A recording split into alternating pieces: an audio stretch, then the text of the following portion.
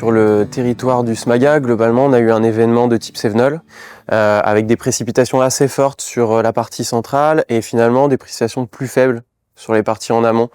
On se retrouve avec un sol qui est très saturé. Il y a eu l'événement du 8 octobre juste avant.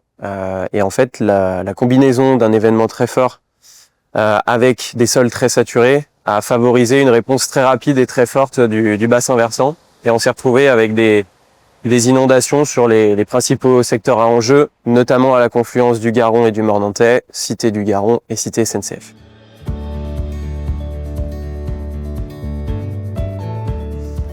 Donc sur l'événement, le 8, on a eu à peu près sur 24 heures 110 mm en moyenne sur les stations centrales du bassin versant.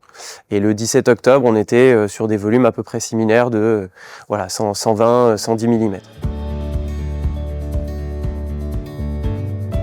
Non, elles ont été efficaces. Pour le coup, sur l'axe du Garon, notamment dans le centre-ville de Brignais, et puis sur le secteur de Montagny aussi.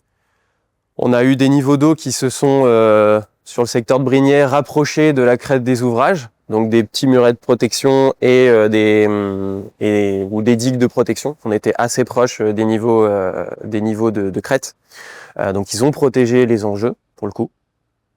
Et puis après, on a eu aussi des secteurs comme sur Montagny, où de par le ruissellement et le volume de pluie qui est arrivé, on a eu un petit peu d'eau à l'arrière. On a eu aussi des réseaux d'eau pluviale qui étaient bloqués de par les niveaux du Garon et qui n'ont pas pu s'évacuer. Donc on avait un peu d'eau aussi derrière les ouvrages de protection. Mais ce qu'il faut bien comprendre, c'est que les niveaux d'eau qu'on avait derrière les ouvrages de protection, c'est des petites lames d'eau et qui auraient été beaucoup plus importantes s'il n'y avait pas eu ces protections rapprochées sur ces secteurs de Montagny par exemple, où il y a beaucoup d'habitations.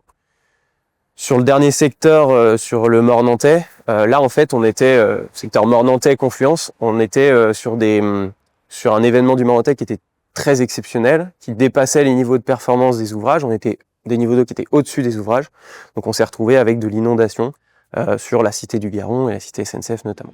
Voilà.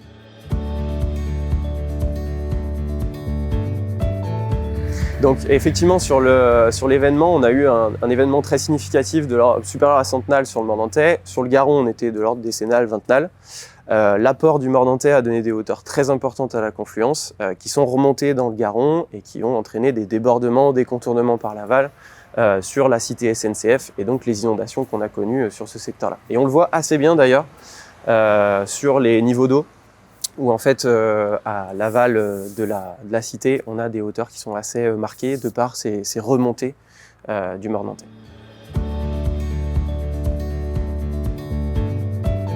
Effectivement, il y a un projet de 3 ouvrages écréteurs de crue sur le territoire du Smaga.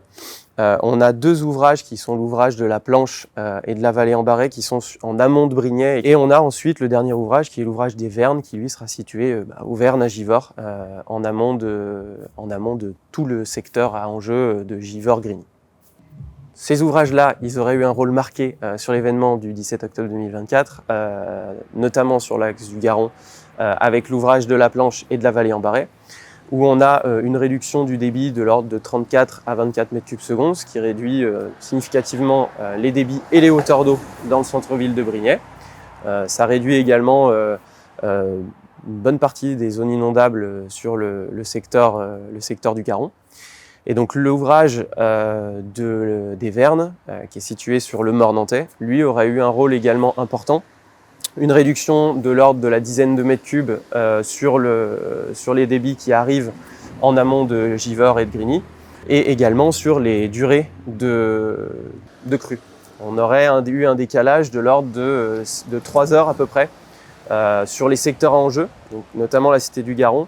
Le débit de pointe, les premières apparitions d'eau auraient été décalées de 3 heures, donc c'est 3 heures qu'on gagne aujourd'hui sur la mise en sécurité des personnes, sur la possibilité d'évacuation, et c'est très important pour la gestion du Smaga sur des périodes de crise comme ça.